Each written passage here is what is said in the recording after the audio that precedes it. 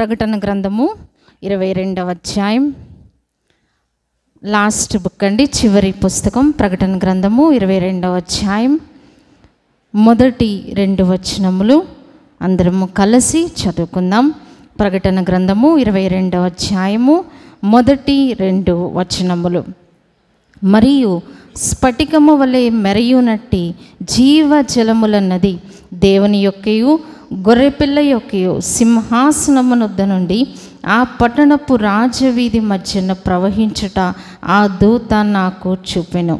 ఆ నది యొక్క ఈవలను ఆవలను జీవవృక్షముండెను. అది నెల నెలకు ఫలించుచు 12 కాపులు కాయును. ఆ వృక్షము యొక్క ఆకులు జనములను స్వస్థపరచుటకై వినియోగించును.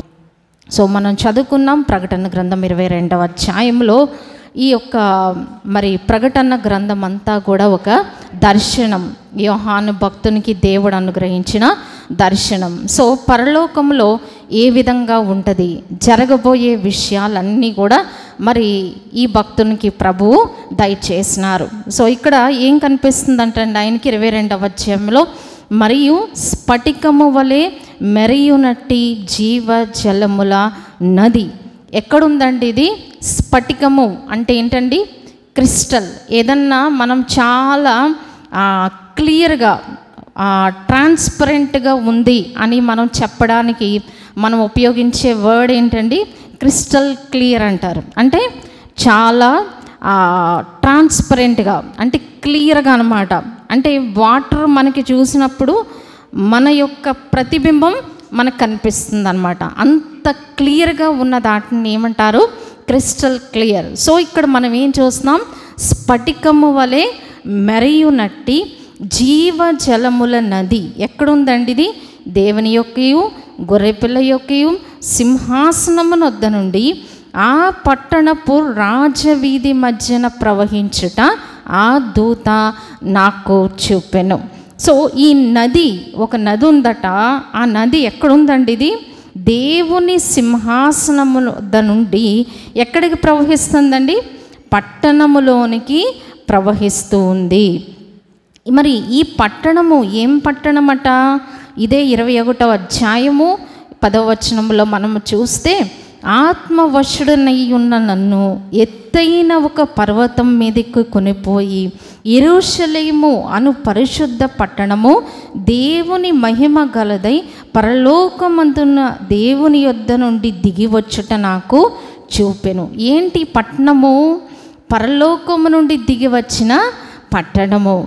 యెరూషలేము అంటే దానికి ఏం పేరండి?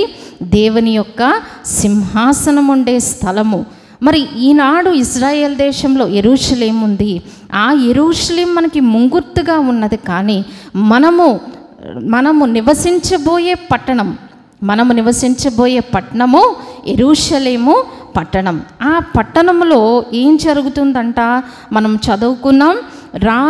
ఏం ప్రవహిస్తుందండి? జీవజలముల నది. ఎక్కడ ప్రవహిస్తుందట? ఆ దూత నాకు చూపెను. ఆ నది యొక్క ఈవలను ఆవలను ఏముందండి? జీవవృక్షం ఉండెను. సో ఇక్కడ మనం వీడియోలో మనం చూస్తున్నాం, ఇది దేవుని యొక్క సింహాసనము.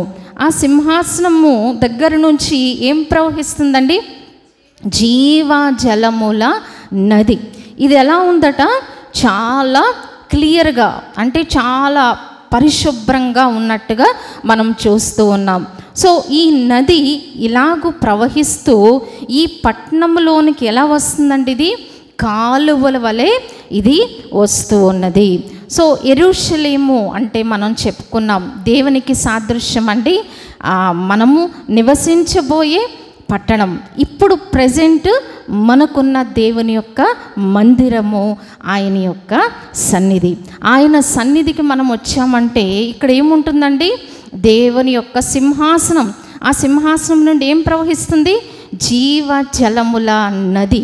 ఎలా ప్రవహిస్తుందండి? ఇది కాలువల వలె. ఇక్కడ మనం చూస్తున్నాం దేవుని మందిరములో బలిపీఠం దగ్గర నుంచి ఏం కారుతుందట? నది ప్రవహిస్తూ ఉంది. ఈ నది ఎక్కడికి వెళ్తుందండి? ప్రతి ఒక్కరిలోనికి కాలువ వలె ప్రవహిస్తూ ఉంది. ఈ నది వెళ్ళినప్పుడు ఏం జరుగుతుందంటే అండి, అది కూడా మనం ఒకసారి చూద్దాం. ఆ నది యొక్క ఆ వలను జీవవృక్షం ఉండెను. సో జీవవృక్షం అనగానే మనకేం గుర్తొస్తుంది? ఏదేను తోటలో ఉన్న జీవవృక్షము. ప్రభు వారికి ఏం చెప్పారండి? ఏం చెప్పారు వారికి? ఈ మంచి చెడ్డల వృక్షమును తినొద్దు అని చెప్పారు. సో అక్కడ ఏముందట? జీవవృక్షం కూడా ఉందట. ఆ జీవవృక్షం గురించి ఏం రాయించారు? ఒకవేళ ఆదాము అవ్వలు ఆ జీవవృక్షాన్ని ఫలాన్ని తింటే ఏమవుతుందట? వారు నిరంతరము జీవిస్తారని దేవుడు ఏం చేశారండి? వాళ్ళని ఆ తోటలో నుంచి బయటకు గెంటేశారు. అంటే ప్రభువారికి ఇష్టం లేక కాదు. అక్కడ ఎందుకు అంటే నిరంతరము జీవించేది ఎలా జీవించాలి? వాళ్ళు పాపం చేసేసారు ఆల్రెడీ. సో పాపంలో వారు నిరంతరము జీవించకూడదు కాబట్టి వాళ్ళు రక్షణ పొందాక జీవవృక్ష ఫలాలు తినాలి. సో ఈ జీవవృక్ష ఫలం తింటే ఏమవుతుందట? జీవవృక్షము అందులోనే ఉంది. ఏముందండి అందులో? జీవము. అంటే ఏదైతే చనిపోయేదిగా ఉన్నదో ఈ జీవవృక్షము తిన్నప్పుడు ఏమవుతారు? వాళ్ళు బ్రతుకుతారు. సో ఇక్కడ ఇంకా ఈ నది గురించి మనం ఏం చదువుకుంటామంటే, ఏం చేస్తుందంటండి ఆ నది? అది నెలకు ఫలించుచు 12 కాపులు కాయును. తరువాత ఆ వృక్షం యొక్క ఆకులు జనములను స్వస్థపరచుటకై వినియోగించును. సో ఆ చెట్టుకి ఎన్ని కాపులు వస్తాయట? ప్రతి నెల కాపే. అంటే 12 నెలలకు 12 కాపులు వస్తాయట. 12 వెరైటీస్ ఆఫ్ ఫ్రూట్స్ అని ఉంది ఇంగ్లీష్ బైబిల్లో. సో అంటే ప్రతి నెల అది కాపు కాస్తూ ఉంది. ఈ నదిలో ఉన్న ప్రత్యేకత గురించి ఈ దినం మనం ధ్యానిస్తూ ఉన్నాం. సో ఈ నది ప్రవహించడం వలన చూడండి, ఎక్కడైనా మంచి వాటర్ ఉందనుకోండి, అక్కడ చెట్లు కూడా చాలా సారవంతంగా ఉంటాయి. అక్కడ తిన్న ఫ్రూట్స్ కూడా చాలా బాగుంటాయి. కూరగాయలైనా పళ్ళైనా చాలా టేస్ట్గా ఉంటాయి అన్నమాట. మీరు ఎప్పుడైనా గమనించారో లేదో. మరి సాల్ట్ వాటర్ ఉన్న చోట, ఉప్పు నీరు ఉన్న చోట మొక్కలు ఎలా ఉంటాయండి? చాలా తక్కువ మొలుస్తాయి. దానిలో సారము కూడా ఉండదు. కానీ ఈ వృక్షము దగ్గరకు ప్రవహించే నీరు ఎలా ఉంది? చాలా క్లియర్గా, చాలా నీట్గా ఉంది. కాబట్టి అక్కడ ఏమవుతుందట? 12 కాపులు కాస్తుంది. అంతేకాదు వాటి యొక్క ఆకులు ఏం చేస్తాయట? జనములను స్వస్థపరచుటకై వినియోగించును. సో ఆకులు ఏమవుతాయట? స్వస్థతకు. ఏమి స్వస్థత అండి? ఆత్మీయ స్వస్థత, మానసిక స్వస్థత, శారీరక స్వస్థత. మన కుటుంబంలో స్వస్థత, మన సంఘంలో స్వస్థత ప్రభువు దయచేస్తారు. ఎప్పుడండి? ఈ జీవజల నదులు మనలోనికి ప్రవహించడానికి మనం ఇష్టపడినప్పుడు. ఇప్పుడు ఒక గ్లాస్ ఉందండి, గ్లాస్లో వాటర్ ఉంది. సో మనం పైనుంచి వాటర్ పోస్తున్నాం. పొయ్యాలి అంటే గ్లాస్కి ఏముండకూడదు? అడ్డు ఉండకూడదు. దాని మీద ఒక ప్లేట్ పెట్టి మనం పైనుంచి ఎంత వాటర్ పోసినా గ్లాసులో పడదు కదా. మనలోనికి కూడా ఈ జీవజల నదులు ప్రవహించాలి అంటే ఏం చేయాలండి? మనము డోర్స్ ఓపెన్ చేయాలి. మన హృదయం అనే తలుపులు మనము తెరవాలి. మరి దేవుని సన్నిధికి వచ్చినప్పుడు వాక్యము మనలోనికి వెళ్ళడానికి మనం అవకాశం ఇస్తున్నామా? దేవుని సన్నిధి మనలోనికి వెళ్ళడానికి మనం అవకాశం ఇస్తూ ఉన్నామా? లేకపోతే మన హృదయాన్ని కఠినపరుచుకుంటూ ఉంటే ఈ నీరు మనలోనికి ప్రవహించదు. సో ఈ నది గురించి, ఈ చెట్ల గురించి, ఆకుల గురించి ఇంకా కొంచెం మనం డీప్గా ధ్యానిద్దామండి. మనం దీని గురించి మనకి తెలియాలంటే యెహెజ్కేలు గ్రంథంలోనికి మనం వెళ్ళిపోవాలి. యెహెజ్కేలు గ్రంథము 47వ అధ్యాయము, పేజ్ నెంబర్ 128 అండి. యెహెజ్కేలు గ్రంథము 47వ అధ్యాయం, పేజ్ నెంబర్ 729 అండి. 729. ఈ 47వ అధ్యాయంలో మనం చూస్తే ఇదంతా కూడా యెహెజ్కేలు భక్తునికి దేవుడు అనుగ్రహించిన దర్శనం. ఏంటి ఆ దర్శనం అని మనం అక్కడక్కడ కొన్ని విషయాలు చూద్దాం.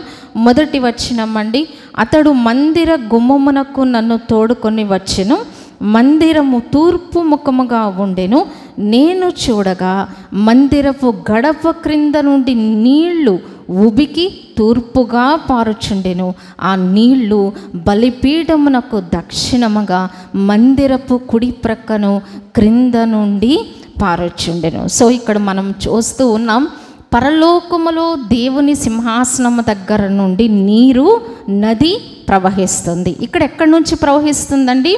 మందిరపు కుడి ప్రక్కను. అలాగే మందిరము దగ్గర ఏముందండి?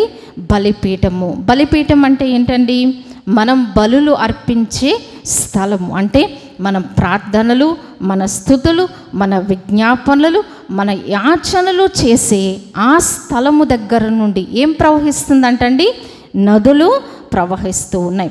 2వ వచనము చివరి లైన్లో కూడా మనం చూస్తే, నేను చూడగా అచ్చట గుమ్మపు కుడి ప్రక్కను నీళ్లు ఉబికి పారుచుండెను.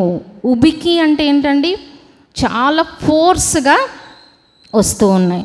ధవళేశ్వరం దగ్గర బ్యారేజ్ దగ్గర మనం చూస్తే నీరు ఎలా ప్రవహిస్తుందండి? ఉబికి ప్రవహిస్తుంది. అంటే ఎంత సమృద్ధిగా దేవుని యొక్క నీరు ప్రవహిస్తుందో ఆ ఫోర్స్ మనం ఇక్కడ చూస్తూ ఉన్నాం. సో ఇక్కడ ఇదంతా కూడా మనం చూస్తే ఈ నది ప్రవహించిన చోట ఏం జరుగుతుందో మనం చూస్తున్నామండి. 7వ వచనములో ఏముందట? నేను తిరిగి రాగా నదీ తీరమున ఇరు ప్రక్కల చెట్లు విస్తారముగా కనబడెను. తరువాత 8వ వచనం అండి, లాస్ట్ లైన్లో, అప్పుడు సముద్రపు నీళ్ళు మంచి నీళ్ళు అగును. అంటే ఈ జనరల్గా గోదావరి నదులన్నీ ఎక్కడికి వెళ్తాయండి? సముద్రంలోకి వెళ్తాయి. ఈ సముద్రంలోకి 365 డేస్ వెళ్ళిన సంవత్సరాల తరబడి ఈ నదుల్లోని వాటర్, ఎక్స్ట్రా వాటర్ అంతా సముద్రంలో పడినా సముద్రపు నీరు ఎప్పటికీ మంచి నీరు అవ్వదు. అవుతుందండి? సముద్రం నీళ్ళు ఉప్పుతనాన్ని కోల్పోదు. ఎన్నో నదులు వెళ్ళినా ఆ నది యొక్క పరిస్థితి మారదు. కానీ ఈ నదికున్న ప్రత్యేకత ఏంటండి? మనం చదువుకున్నాం 47వ అధ్యాయంలో 8వ వచనంలో ఏం జరిగిందంటే, అప్పుడైనా నాతో ఇట్లా, నేను ఈ నీళ్లు ఉబికి తూర్పుగానున్న ప్రదేశమునకు పారి అరాబాలోనికి దిగి సముద్రములో పడును, అప్పుడు సముద్రపు నీళ్లు మంచినీళ్ళు అగును. అంటే ఎప్పుడైనా మంచినీరు ఉప్పు నీరుగా మారుతుంది, కానీ ఉప్పు నీరు మంచిగా మారుతుందండి? మారదు కదా. కానీ ఈ జీవజల నది ఎక్కడ ప్రవహిస్తుందో అక్కడ ఏమవుతుందట? సముద్రపు నీళ్ళే మంచి నీళ్ళు అయిపోతున్నాయంట. అంటే మన జీవితము అంటే ఇంగ్లీష్ బైబిల్లో ఏముందంటే డెడ్ సీ అని ఉందన్నమాట. డెడ్ సీ అంటే ఏంటండి? మృత సముద్రం. మృత సముద్రం దగ్గర మొక్కలు కానీ అట్లీస్ట్ గడ్డి కూడా అక్కడ మొలవదు. అంటే అక్కడ ఏమి లేదు? జీవం లేదు. అంటే ఈ జీవజల నది ఎక్కడైతే ప్రవహిస్తుందో ఆ ఉప్పు నీరు, డెడ్ సీ ఏమవుతుందండి? జీవం వచ్చేస్తుందన్నమాట. అందుకే అక్కడ ఇంకా ఏముంటాయంట మనము చూస్తే 8వ వచనమండి, ఒడిగా పారు ఈ నది వచ్చు చోట్ల నెల్లా జలచరములన్నీ బ్రతుకును. అంటే ఈ నీరు ఒడిగా అంటే స్పీడ్గా ఎక్కడైతే ప్రవహిస్తుందో ఆ స్పీడ్కి ఏమైపోతుందట? ఆ చెట్లన్నీ కూడా మంచి నీళ్ళుగా మారిపోతున్నాయి. 2వదిగా మనము చూస్తే ఇక్కడ ఏమున్నాయండి? అన్నీ కూడా జలచరములు, చేపలు, ఇవన్నీ కూడా చాలా చక్కగా బ్రతుకుతున్నాయి. అంటే చనిపోయేవి కూడా ఏమవుతున్నాయండి? బ్రతుకుతున్నాయి. ఈ జీవజల నదిలో ఉన్న ప్రత్యేకత మొట్టమొదటిది ఏంటండి? ఇది ఎక్కడికి ప్రవహిస్తుందో అక్కడికి ఏం వచ్చేస్తుంది? జీవం వచ్చేస్తుంది. 2వది సముద్రపు నీళ్లు ఏమవుతున్నాయండి? మంచి నీళ్ళుగా మారిపోతున్నట్లుగా మనం చూస్తూ ఉన్నాం. ఇంకా మనము చూస్తే కిందకు వెళితే ఏముందండి? మనము 12వ వచనంలో మనం చూస్తే ఏముందండి? 11వ వచనం ఒకసారి చూద్దాం.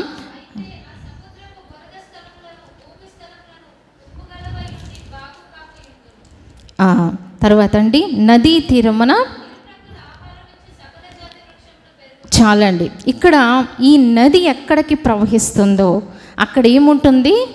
ఆహారం ఉంటుంది. మనం చూస్తూ ఉన్నాం, ఈ నది ఎక్కడ ప్రవహిస్తుందో అక్కడ ఏమొస్తుందండి? ఆహారము. అంటే రకరకాల ఫ్రూట్స్ వచ్చేస్తున్నాయి అన్నమాట.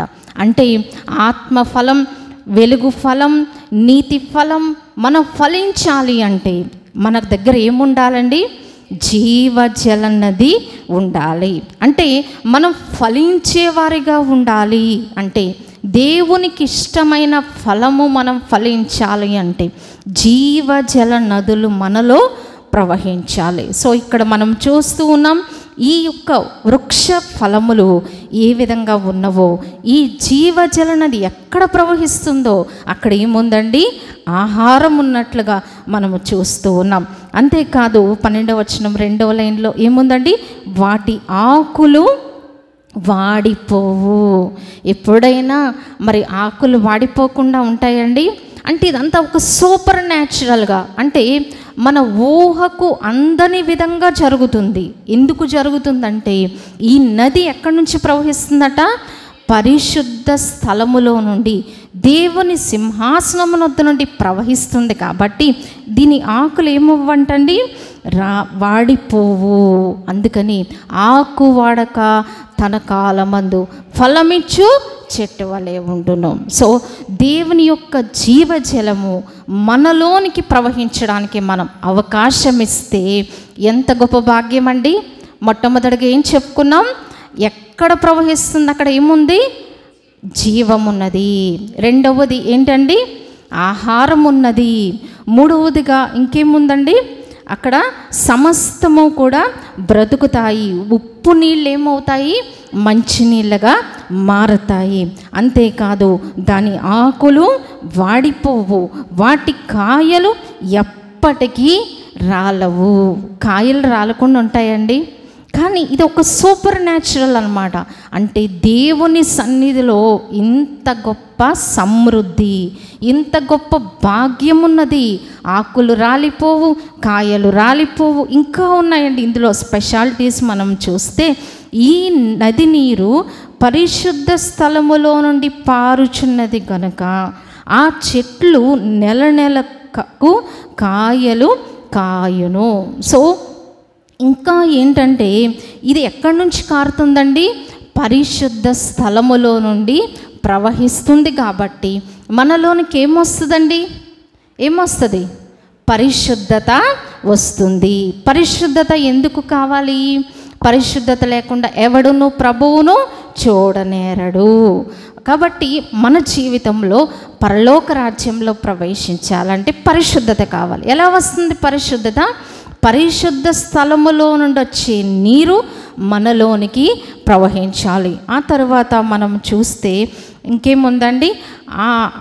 నెల నెల కాయలు కాయను. అంటే మనం ఎప్పుడు కూడా ఫలించేవారిగానే ఉంటాము.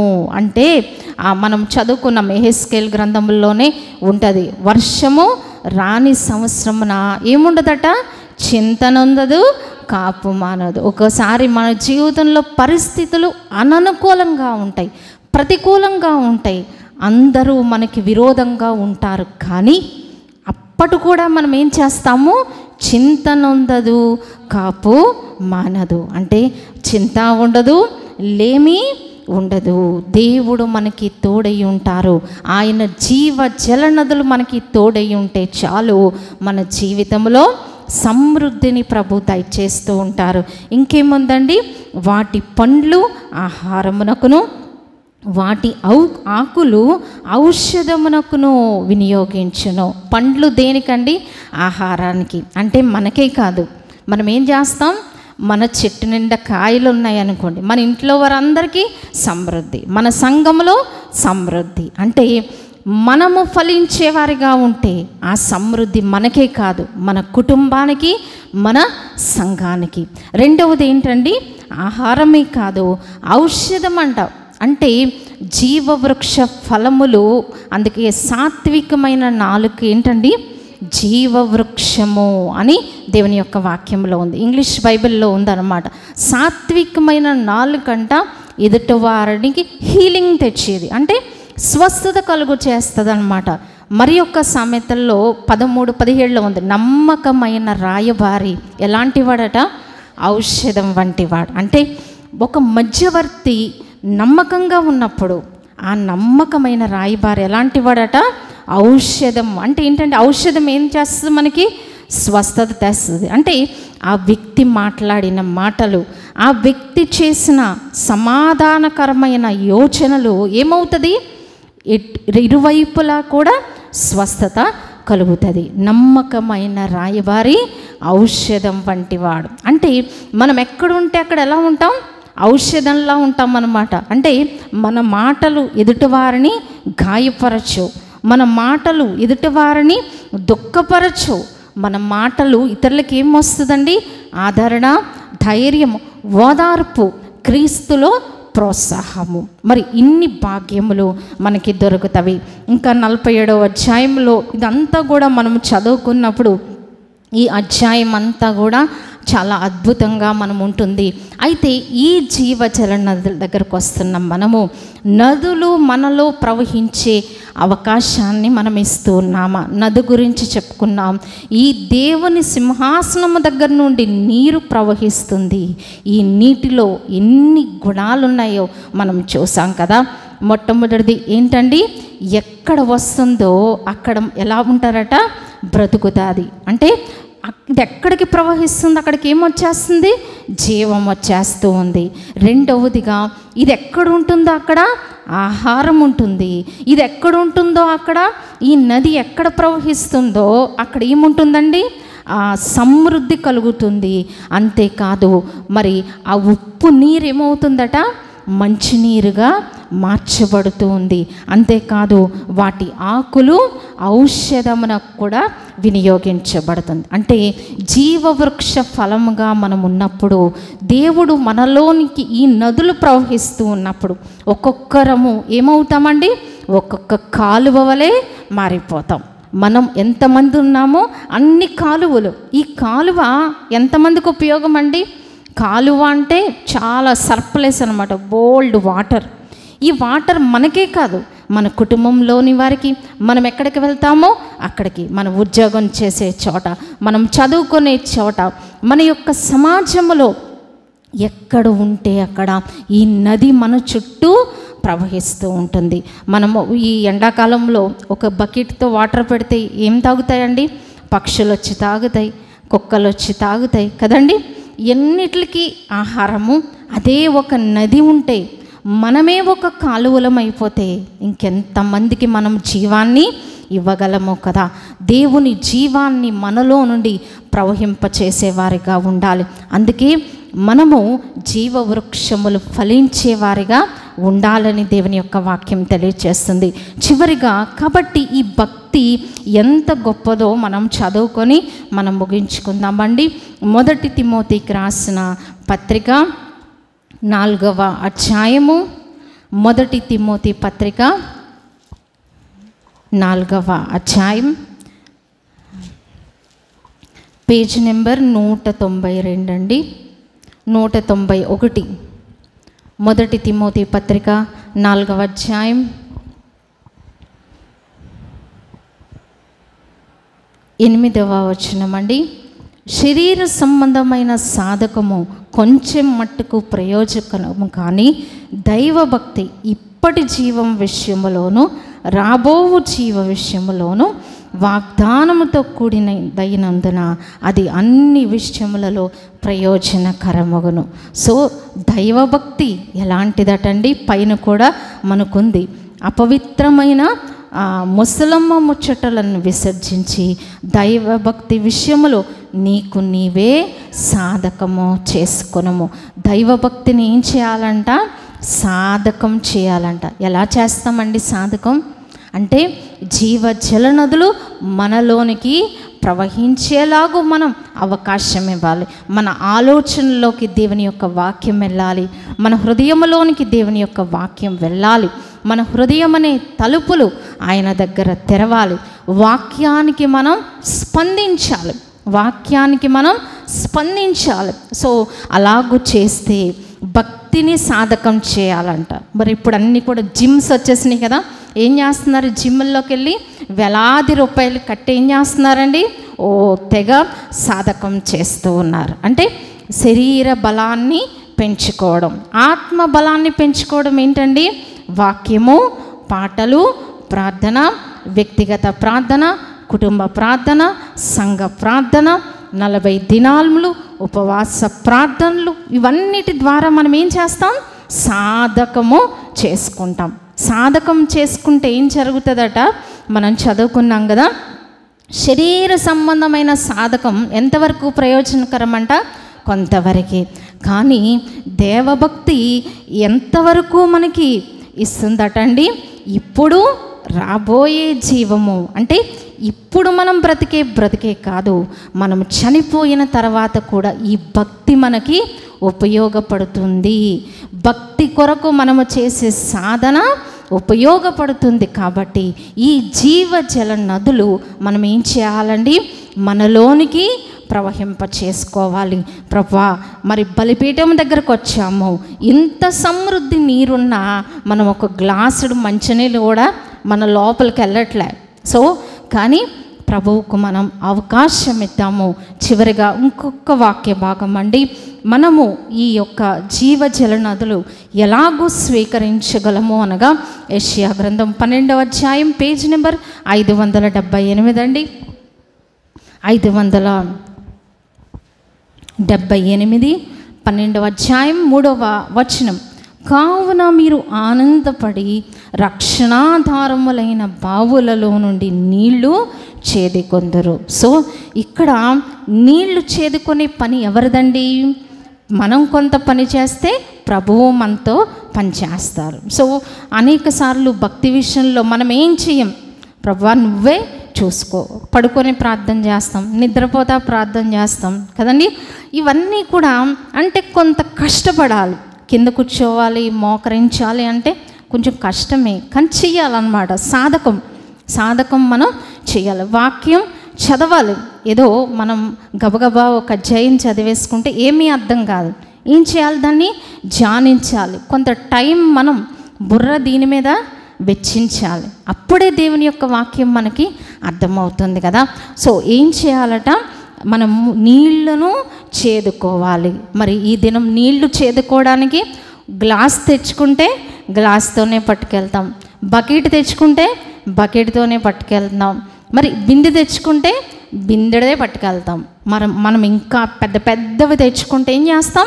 ఎక్స్ట్రాగా మనం తీసుకొని వెళ్తూ ఉంటాం. అందుకే బుద్ధిగల కన్యకలు కూడా ఏం పట్టుకెళ్ళాలంట? ఎక్స్ట్రా ఆయిల్ అని ఉంటుంది ఇంగ్లీష్ బైబిల్లో. సో అంటే ఇంకా నూనె, ఇంకా మనం సమృద్ధి కావాలంటే ఏం చేయాలండి?